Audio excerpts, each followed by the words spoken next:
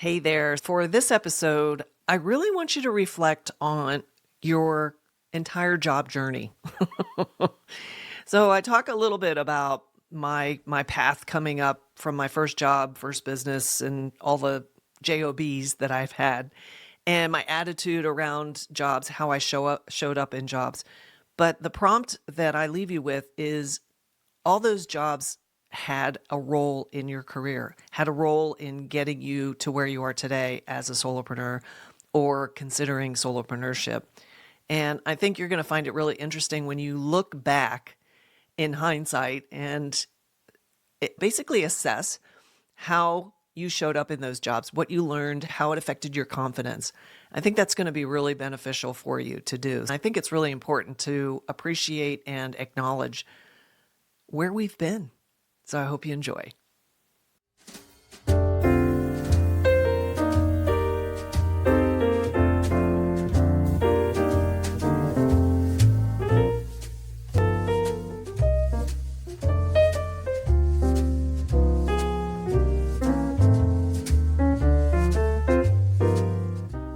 Welcome to My Solopreneur Life. I'm Terry Pappy, your gracious host, and I am so glad you're here. I have a wonderful episode for you. Sit back, relax, and let's have some real talk about what it is to be a solopreneur. In this particular episode, I wanted to focus on what it was like having a job for me. As I mentioned in the last episode, I talked about my first job out of college and how that inspired me to start my own business, Pappy Cards, which I think when I listened back to that episode, I was cracking up because I'm like, oh my God, it just like all the memories of that experience came flooding back. And I was like, oh my, that was really something. What a learning experience, right? Today, what I want to talk about is how I showed up in a job. Even though I tried that Pappy Card thing and I did have to go back and get a job because I couldn't make it work. I didn't have the right experience, skill set. I just had a lot of youthful energy, naivety, and I just wanted to be creative. Since I couldn't find an employer, because remember that first job I had was working at a type house. So I was literally sitting in front of a computer terminal typing like a fiend for 10 hours a day for a very low hourly rate. But at the time, I didn't care. I was independent. And that was the most important thing for me. My dad had raised all of us to be self-sufficient, to be able to choose our own destiny and just kind of go our own way. But he was always kind of hovering in the background, just making sure that we were doing okay. And anytime any of us got in a little bit of trouble, he was always there to help out. And that was a true joy for him and what he was committed to in his life, is making sure his kids were on stable footing and that they were successful in what they were doing in their work. So for me, and there was 9 years between me and my next sibling. Okay. I was the youngest. So there was a huge gap there. And I think my dad, as I mentioned in the last episode, was a little concerned about me choosing an art career, even though I spent a lot of time convincing him on the value of the business of art, meaning commercial art, graphic design. I think he finally came around and saw that, okay, she's going to be okay.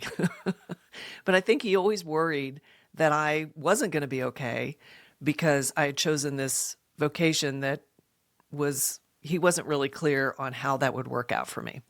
So I hope that, Dad, if you're listening, my dad passed away many, many years ago. If you're listening, you can see the success that I've had. And I love that I get to bring him into this conversation on these episodes. Anywho, I always did well in jobs, in whether it was a small family business, like my first job that I already talked about. I did incredibly well. The family loved me. I was producing like crazy for them. I showed up. I was reliable. Everything was fantastic about that. And I really, really liked working. I just love to work. I love to complete things. I love to create things. After I went back to work, got back into typography and so on, I had numerous jobs. And then in 1991, I moved to Florida. And when I first moved to Florida, I settled in Tampa, but I found a job in Orlando.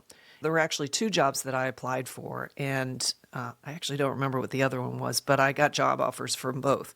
The one that I chose to take was at a web offset commercial printing company, and they were looking for a customer service person. And so here I am in printing now. So I was in typography and then I went into printing, which was, I loved that because it was heavy duty machinery. We had giant presses and we had forklifts and we were delivering stuff in big trucks. And it was just like a real business. I got to learn so much about printing, about four-color process, about web offset, about all the pre-press that goes on with stripping films and getting it ready. I mean, they do everything digitally now. So, I mean, this early stuff like pre-90s and maybe even pre-mid-90s, like before the internet, everything I did was old school. It was trade work. It was craftsman type, get your hands dirty and ink on you and and we had a big warehouse and it was just so much fun. I really enjoyed it. And it was around the clock. So when you work for a company that literally runs its presses 24/7 and you're in customer service, we had the beepers back then. And then we eventually got these, remember the giant car phones that that used to have these bases on them and or the ones that the Motorola ones that were like, I think they called them the brick phones. Anyway, I know I'm so dating myself by making all these references. But what was really cool about it was I felt like I was needed. I felt important to the workflow. And I built relationships with our customers, whatever business we had that I worked at, whatever company I worked at. I always had good direct relationships. And the companies that we printed for were pretty big companies, major grocers, Sears. The stuff we printed was like what comes in your newspaper, all the circulars, they call them tabloid circulars, whatever, those inserts that go in the Sunday paper that pretty much, I don't even know if they make Sunday papers anymore, but back then they did. And it was a very lucrative business. It's funny how things change. And I'm telling you, with the technology today and AI agents and the speed with which things are evolving is mind-blowing. It really is. And it's so exciting to be alive in this time. And the fact that I had the experience of coming up through all of these different touch points along the spectrum of the whole journey of something being created that someone consumes, whether it's a piece of marketing, information, having the typography, understanding how to lay things out, working at a printing company, finding out the distribution of it. And then once the internet came along, then I started getting digital jobs.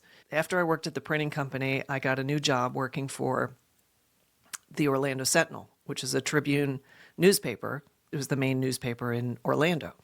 They had a division for advertising that was called Sentinel Distribution Services or something like that. I can't believe I remember this stuff.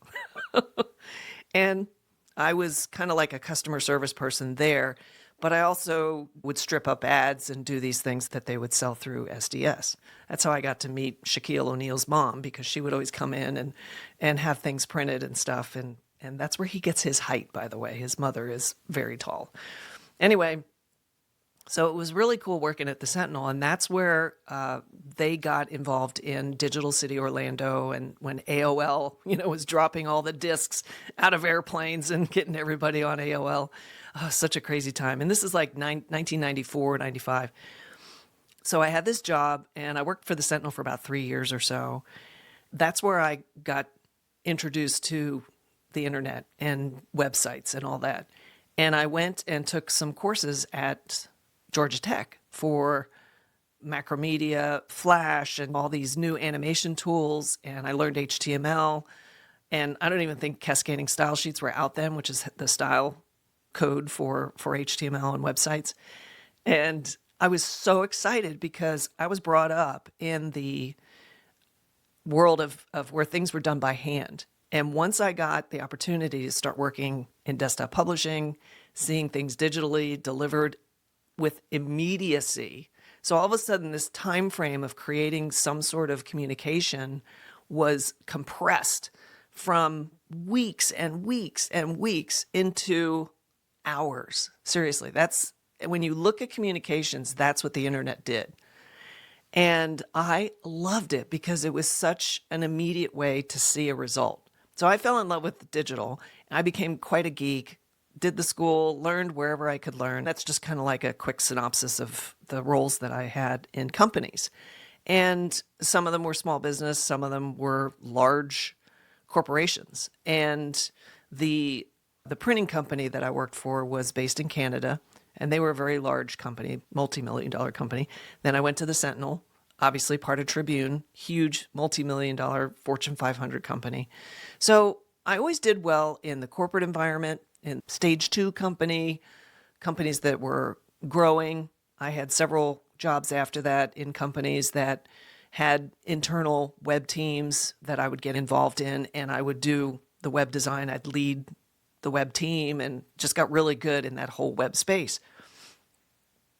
What was interesting about how I showed up in these jobs was really speaking to my style of work, what I enjoyed most about each job. I mean, when you look back and you look at a job, we've all pretty much, unless you're an entrepreneur from when you go to college or even before college, and you've never worked for anybody else, the experience that you get working for a company or an individual or whatever the situation is, working for someone else, making someone else money is invaluable when you make the choice to start your own business or to become a solopreneur. The reason is because you gain confidence in your capabilities, you learn skills, but the most important is what you learn in engaging with people. And I think that how we navigate some environments, some corporate environments in particular, where there's a lot of politics, there's a lot of hierarchy, there's adaptations that you have to make when you're in those environments.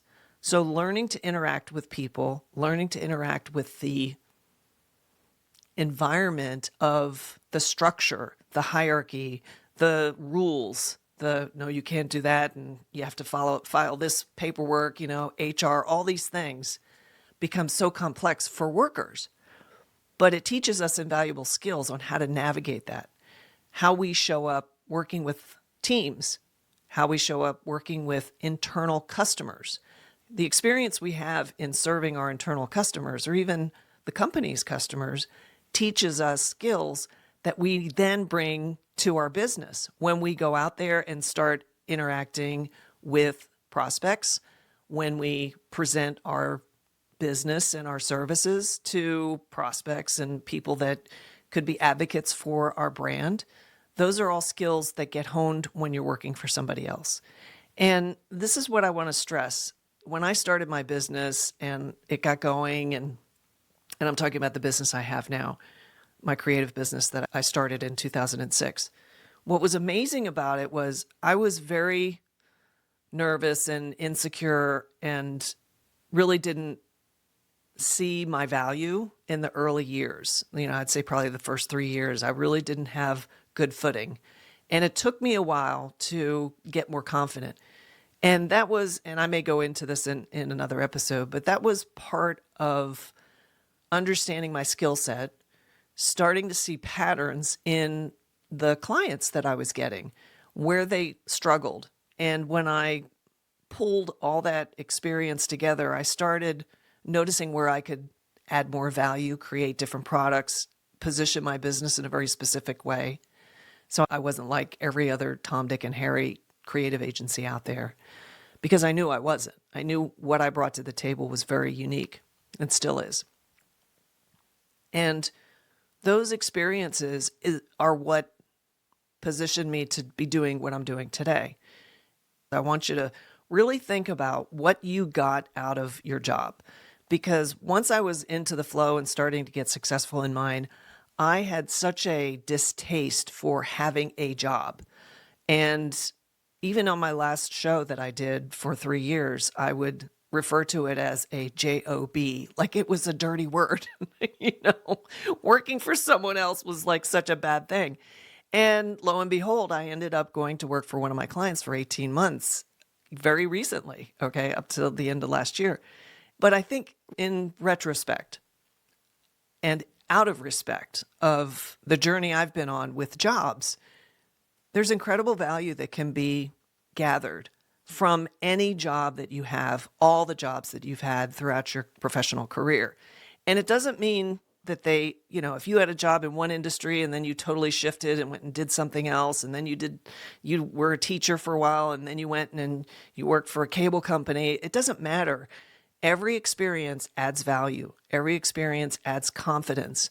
Every experience helps you decide, and you kind of mine what your best skills are, what your strengths are, the things that you don't like to do. Boy, I have a lot of those. I probably have more things that I don't want to do and don't like to do than I do things I do like to do. And one pushes the other, right? So it's like kind of helps you figure it all out. But think about some of the jobs that you've had, how you felt in those jobs. Like, was that a good job? If it was a good job, what made it good? Was it the people you worked with? Was it what you got to work on? Was it the fact that you had the ability to manage other people? For example, I never wanted to manage people, and I got in situations where I just ended up being the head of a team, and I had never had more than 5 people working for me. And in those instances, I'm not going to go into detail, but there were a lot of reasons why I just didn't feel, I just wanted to motor on my own, sit behind the computer, do my work, and make everybody else the star. Managing people was something I never wanted to do, which is why I never built my business to be like a full-fledged agency where I had all these people working for me and doing these different things that I had to manage. I may talk about that again in a future episode as well, because there's the point where you're going to have to make a choice on the structure of your business. And this is why I want this show to be specifically about solopreneurism, because that's what I feel I have the most experience and strengths in, so I can offer value through my experience. It's my preference, but it's a choice you have to make that allows you to understand it. It's okay to not have employees. It's okay to not have your business go on this giant growth cycle and then have an exit strategy and all this nonsense, right? This is the basis of entrepreneurialism, is going out there on your own and doing your own thing. So the prompt for this episode is to really reflect on the past jobs that you've had, what you liked about each one, and just write about it. Just think about it. Say, I like this about this one. And like me, when I talked about my first job working at that type house, what I really appreciated was the fact that I learned a very important trade. And I learned it from a true craftsman who taught me things that they don't teach today, that they really don't. And it's a shame, because it's almost like a lost art. And it's things like that that really make me appreciate my journey and how many different touch points along the life cycle of what I consider myself an expert in now was all about. And so do that for yourself. Look at your past, even if you're already doing your own business and you're a full-fledged solopreneur and you're out there rocking and rolling, just reflect back on those roles and understand that it's so important to have gratefulness and appreciation for those experiences, because those experiences are what made you who you are today. Whether you're a solopreneur, whether you're thinking about it, whether you're still whatever the situation is, doesn't matter. Everything that brought you to this point right now in your life has had a huge impact on your confidence, your skills, your experience, your interests, the things that you don't want. And all of that will shape your business, will shape the future of your business and everything you want to do for your career. So hopefully that was something that you can chew on for a while, because I've been chewing on it a bit myself. And I really think that it's super important for us to appreciate the journey we've been on and what it could actually create moving into the future. So I'll see you soon. Well, I know you're disappointed, but that's it for this episode. Listen, the great news is there's another one coming, so stay tuned. Anyway, I just want to make sure that you do the prompt. If this episode had a prompt, and you get that homework done, because you're going to be a better solopreneur. How's that for a maternal finger shaking at you? Hey, listen, thanks so much for being here, for giving me time of your day, and, for taking it on. So if you want to learn more and stay connected with me, just head on over to mysolopreneurlife.com. Thanks a bunch. See you soon. That was pretty good. I think I'll keep that one. Bye.